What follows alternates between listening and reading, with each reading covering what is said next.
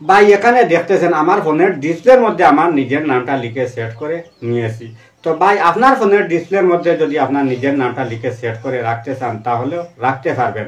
আর এখানে সবচাইতে মজার বিষয় হচ্ছে আপনার ফোনের ডিসপ্লের মধ্যে আপনার নিজের নামটা লিখে সেট করে রাখার জন্য কোনো অ্যাপসের সাহায্য নিতে হবে না বা কোনো অ্যাপসও ডাউনলোড করতে হবে না। জাস্ট আপনার ফোন থেকে সেই সেটিংসটা করতে পারবেন, আপনার ফোনের ডিসপ্লের মধ্যে আপনার নিজের নামটা লিখে সেট করে রাখতে পারবেন।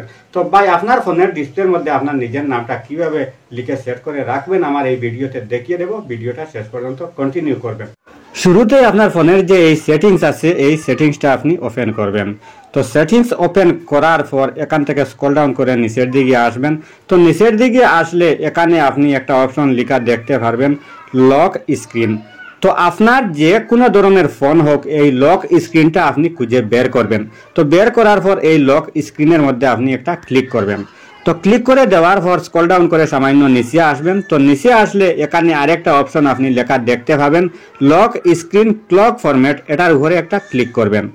ক্লিক করে দেওয়ার পর এ ধরনের একটা পেজ আপনার সম্মুখে ওপেন হবে। নিচে এখানে দেখতেছেন লেখা রয়েছে লক স্ক্রিন ওনার ইনফো, এটার মধ্যে একটা ক্লিক করবেন। তো ক্লিক করার পর উপরে যে এই জায়গাটা রয়েছে এই জায়গাটার মধ্যে আপনার ফোনের ডিসপ্লের মধ্যে যে নামটা লিখে সেট করে রাখতে চান সেই নামটা আপনি এখানে লিখবেন। তো এখানে আমার নিজের নামটা লিখব NASHIR নাসির উদ্দিন।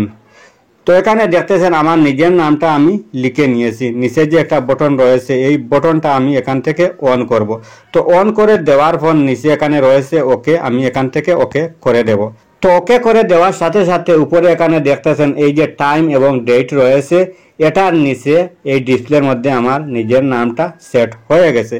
তো এই নামটা যদি আপনি বিভিন্ন স্টাইলে রাখতে চান নিচে এখানে দেখতেছেন কয়েকগুলো অপশন রয়েছে, একটা একটা করে আপনি চেঞ্জ করে দেখবেন, যেটাতে আপনার পছন্দ হয় সেটা আপনি এখান থেকে রাখবেন। তো ভাই আমার এই ভিডিওটা দেখে যদি আপনার সামান্য একটু উপকারে আসে অথবা ভালো লেগে থাকে তাহলে অবশ্যই আমার এই চ্যানেলটা সাবস্ক্রাইব করবেন, ভিডিওতে একটি লাইক দিবেন, ভিডিওটি শেয়ার করতে ভুলবেন না। আজকের মতো বিদায় নিচ্ছি, আবার দেখা হবে নতুন কোনো ভিডিও নিয়ে। সেই পর্যন্ত ভালো থাকুন, সুস্থ থাকুন।